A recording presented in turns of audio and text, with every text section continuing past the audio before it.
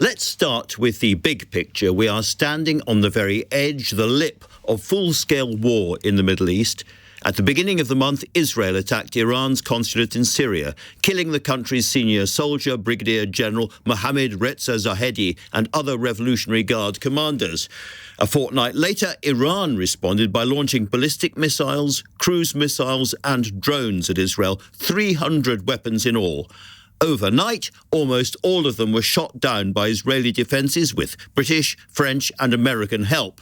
Israel says it will retaliate at a time of its choosing, but won't say how. President Biden has urged the Israeli Prime Minister Benjamin Netanyahu to show restraint and take the win, but there's no sign of that message landing yet. Netanyahu said earlier today of the threatened Israeli assault on the southern city of Rafah, where 1.4 million people are pinned against the Egyptian border, it will happen. There is a date. As the tension cranks up after the involvement of RAF jets, what should Britain be doing next? Wringing our hands, perhaps? In the Commons, there was one message from the main parties, and it was effectively a plea to Israel not to escalate this further. We want to see calmer heads prevail. I will also shortly be speaking to Prime Minister Netanyahu to express our solidarity with Israel in the face of this attack and to discuss how we can prevent further escalation. All sides must show restraint. Escalation is not inevitable. In repelling the attack, Israel showed strength and courage. It must now show the same strength and courage to de-escalate. That has to be the primary objective.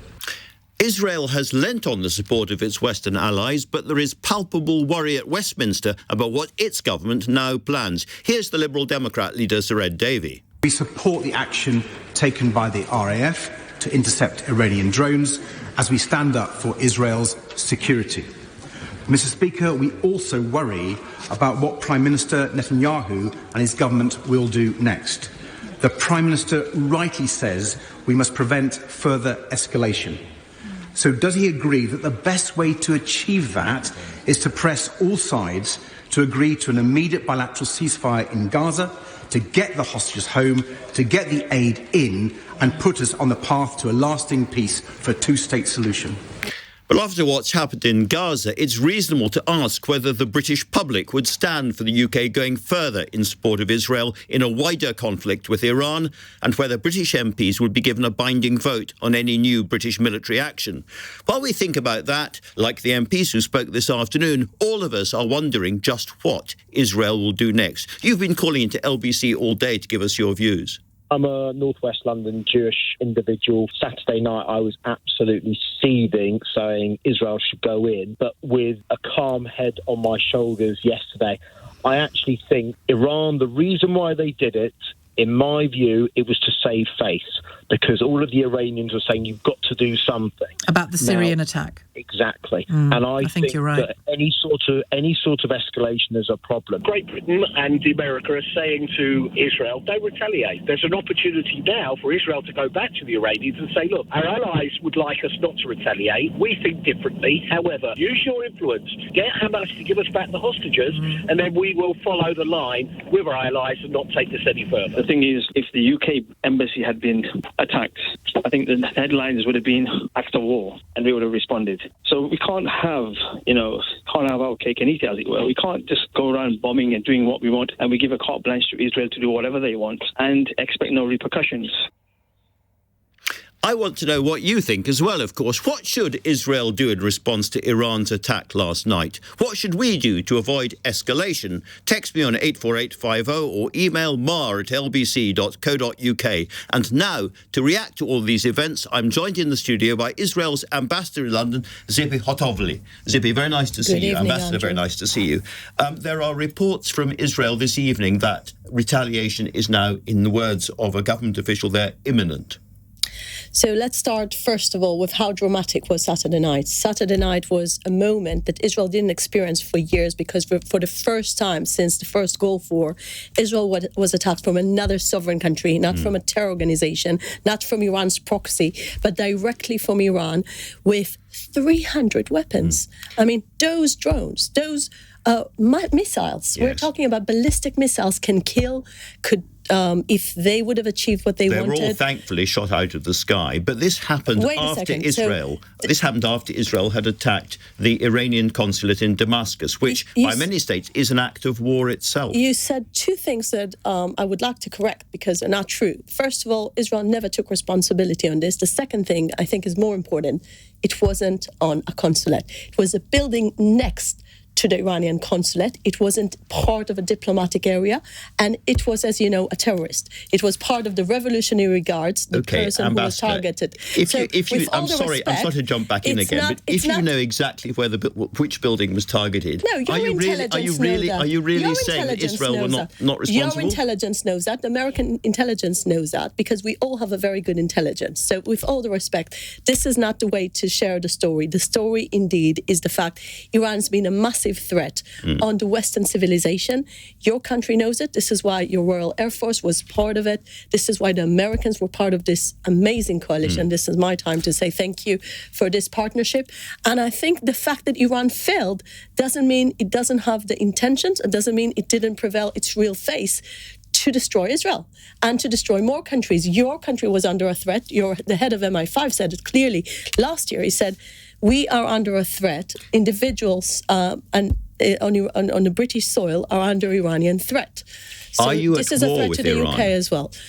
Well, Israel has been holding a shadow war, held by proxies for many years, since the revolution in Iran.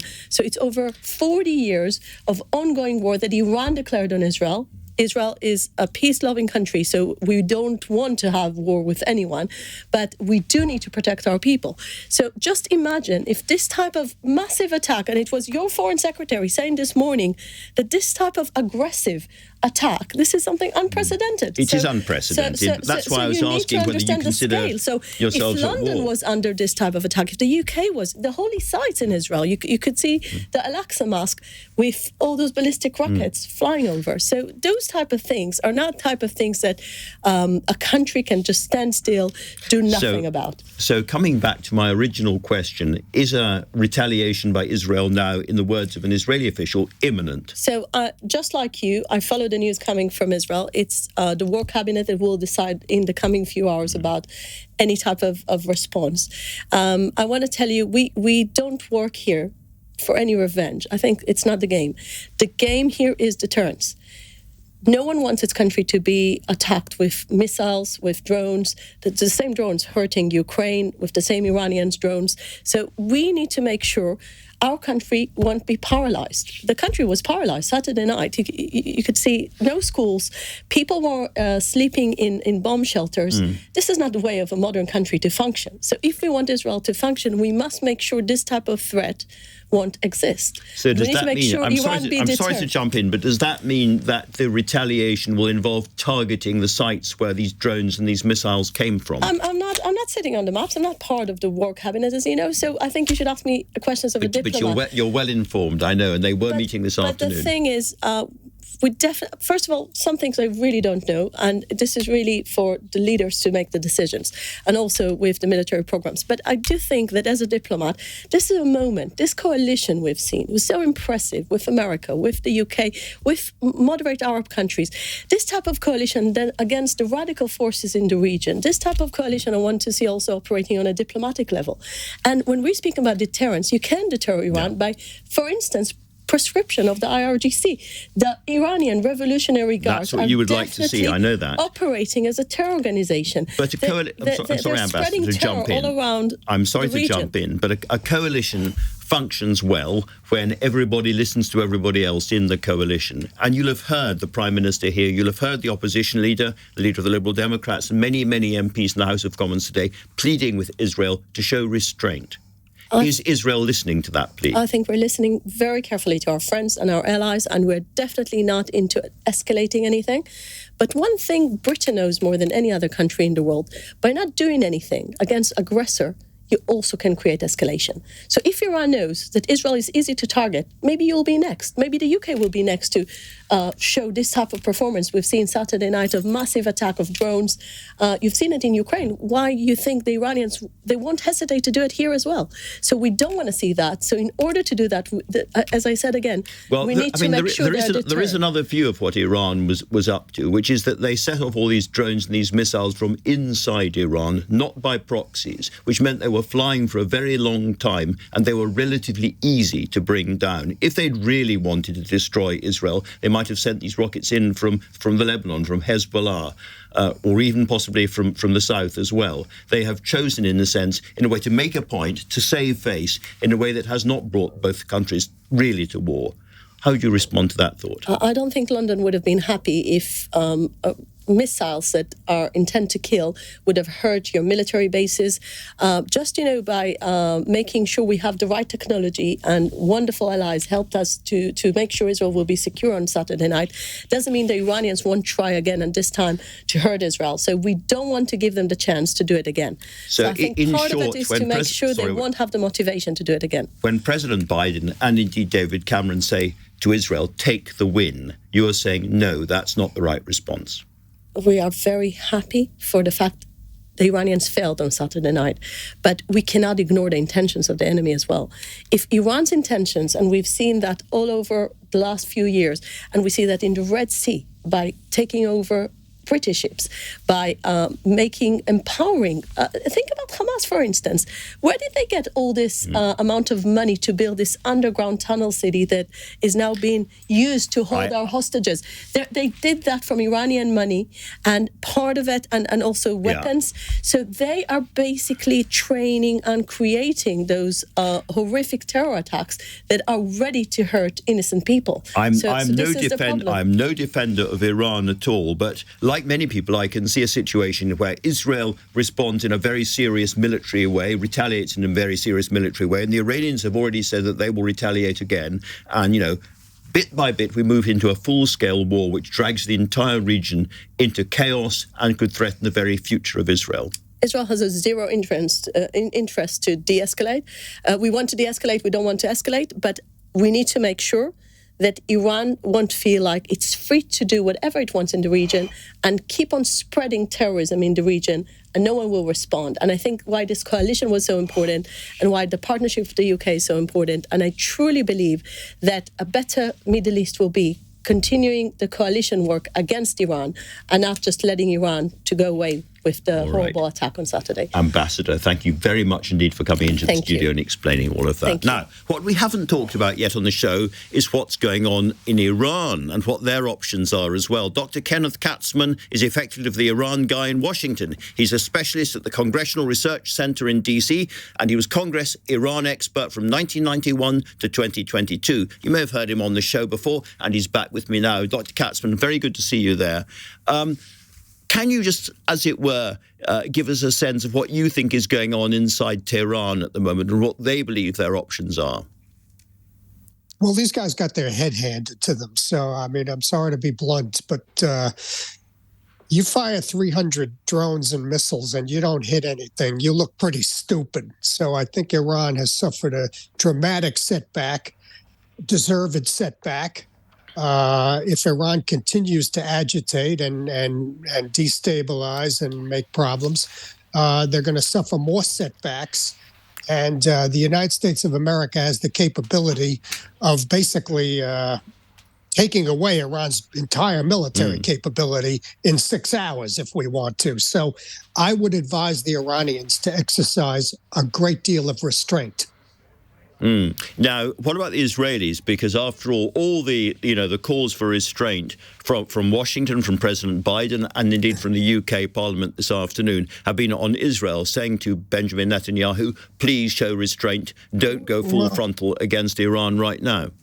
Well, the U.S. view is, look, the defeat speaks for itself. The interception of almost all of the projectiles, let that speak for itself. That embarrassed Tehran. It shows it to be complete. It's Iran put all its chips, except for obviously the proxies, the regional allies are its main line of defense. But For Iran itself, its main arsenal is these missiles and drones, and they completely got obliterated. They certainly did. Now, as I said before, you do know Tehran. What is your understanding? What is your expectation of the conversations going on in there now? Well, I wish I knew Tehran. They never let me go there because they don't allow U.S. government people to visit there, which is pretty strange. Of Tehran, perhaps, than Tehran itself. But, of Tehran. But, it's hard to know. Obviously, they're championing the fact that they did the strike at all. They're trying to cover up their failure by saying, well, we gave a lot of advance warning. We launched projectiles that are very slow, which we knew were going to be intercepted. But this is garbage. I mean, you fire 300 projectiles and don't hit anything.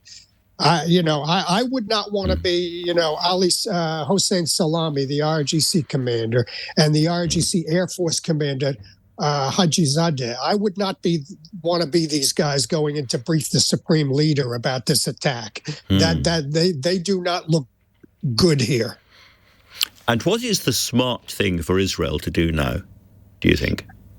I personally think the smart thing to do is stand down. I mean, again, let the technology and the victory speak for itself.